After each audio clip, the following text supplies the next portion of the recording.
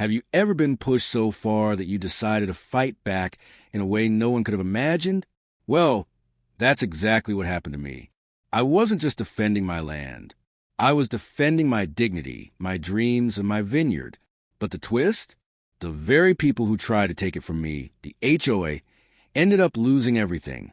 And yes, I mean everything. Let me take you back to where the story begins. I had worked for years to buy my own piece of land. Not just any land. A vineyard, grapes growing under the sun, the soil rich, the air crisp, and the dream producing my own wine one day. To me, this wasn't just dirt and vines. This was legacy. This was peace. This was mine. But then came the HOA. The three letters that so many people dread. The Homeowners Association. The group that loves to control, to regulate, to dictate how you should live. Even when it's not their right. At first, I thought they were harmless. Just neighbors with too much free time. But soon, I realized they were something far more dangerous. They were greedy, and they had their eyes on my vineyard. It started with letters. Thick envelopes stuffed into my mailbox, demanding compliance with community rules. The funny thing? My land wasn't even part of their HOA jurisdiction. I didn't sign their papers, I didn't pay their fees, and I sure didn't ask for their approval. But they didn't care. They claimed my vineyard was on shared property lines. They claimed my fences were too tall. They claimed my vines didn't fit the community aesthetic. Excuse me? Since when did grapevines need to be approved by a bunch of clipboard warriors? I laughed it off at first. I thought, surely they'll realize their mistake. But the letters turned into threats. The threats turned into fines. And soon, I was staring at legal papers demanding that I surrender part of my land to them. That's when the fire lit inside me. You see, they didn't understand who they were messing with. This vineyard wasn't just land. It was my blood, sweat, and tears. It was my childhood dream turned into reality. And I wasn't about to roll over and hand it to a bunch of power-hungry board members.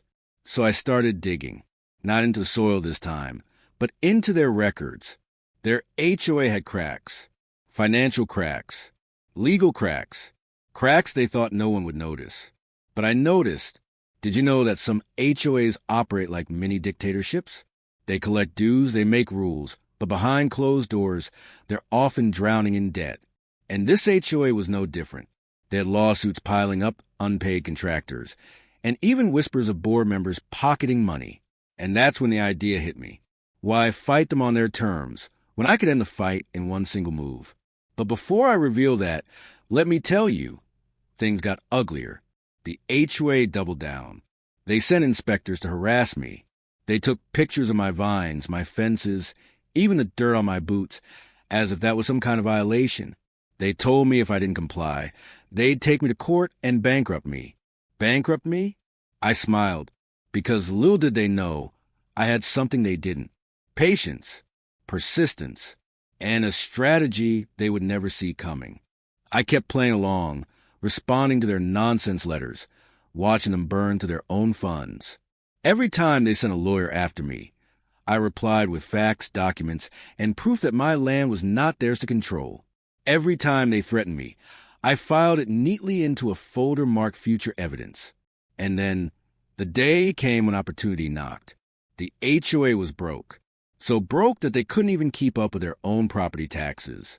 And when an HOA can't pay its bills, their assets become vulnerable. Very vulnerable. Guess who was watching closely? Me. Instead of fighting them in court, I decided to buy them out. That's right. The very association that tried to claim my vineyard ended up being the property I purchased. And the irony? I bought it for less than what they demanded in fake fines. But I'll save the juicy details of how I pulled that off for the next part of the story. For now, let me leave you with this lesson. Never underestimate the power of standing your ground. Never let bullies push you into a corner. And remember, sometimes the sweetest revenge isn't shouting or fighting or suing. It's outsmarting. Because when the HOA tried to take my vineyard, I didn't just protect my land. I took theirs. Backhand index pointing, right, if you're enjoying this story. Stick around for section 2. where I reveal exactly how I pulled off the most unexpected power move against the HOA and how their empire crumbled right into my hands. So where were we? Oh, yes, the moment of truth.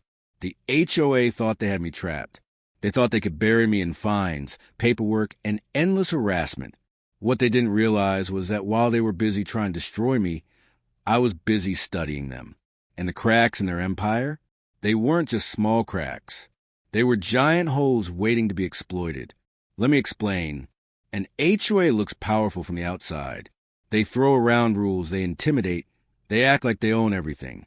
But behind the curtain, many of them are drowning. They rely on homeowners' dues to stay alive. If people stop paying, the whole machine grinds to a halt. And in this case, my HOA was more than just struggling. They were bleeding.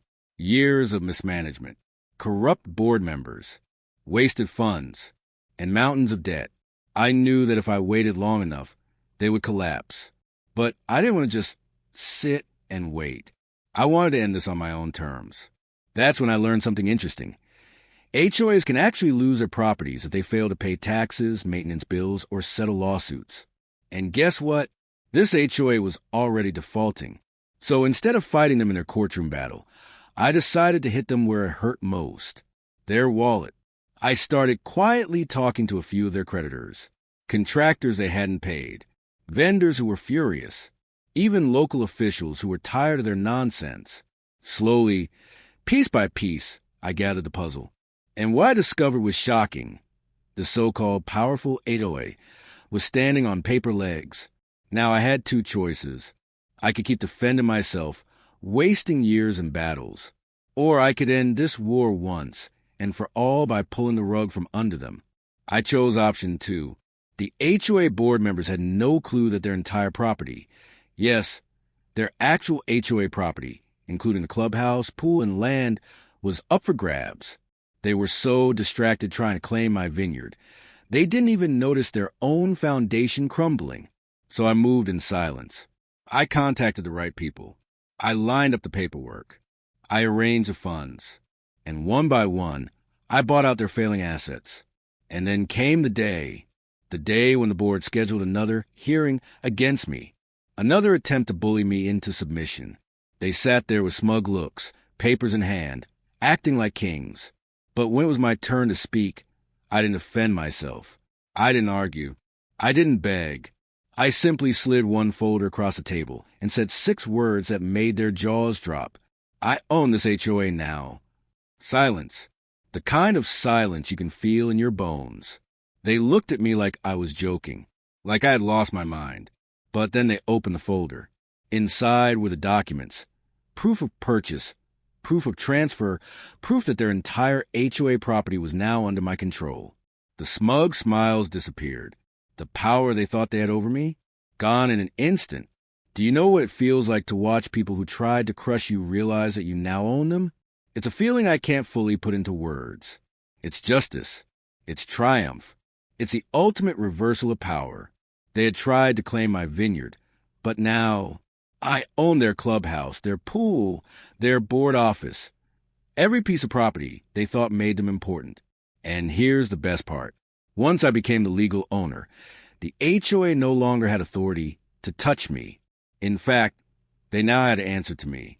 Imagine the very people who wrote me threatening letters now being forced to follow my rules. Sweet, isn't it? But let me be clear. This wasn't just about revenge.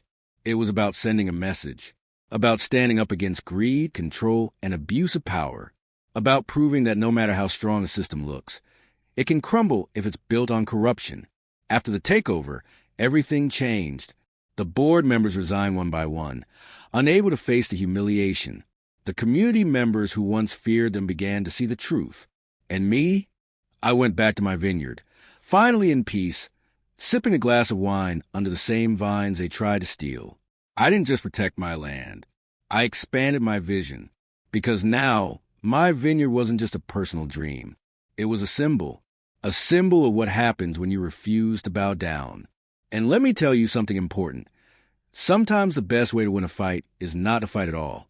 Sometimes the best way to win is to outthink, outlast, and outmaneuver your enemy until they hand you the victory themselves. The HOA thought they could bury me in paperwork. Instead, they buried themselves. So if you ever find yourself up against people who want to strip you of your dreams, remember this. You are not powerless. You are not trapped. You have options. You can find their weaknesses. And with patience, you can turn the tables. Because the greatest revenge isn't shouting or fighting. It's smiling while you hold the keys to everything they thought was theirs. And today, as I walk through my vineyard, I look at the land they wanted to take from me, and then at the property I now own because of them. And I laugh, because in trying to destroy me, they handed me the biggest victory of my life. Backhand index pointing right if you found the story inspiring. Don't just keep it to yourself. Share it. Let others know that when you refuse to back down, when you choose strategy over fear, you can win in ways no one expects. And remember, protect your dreams, no matter who tries to take them.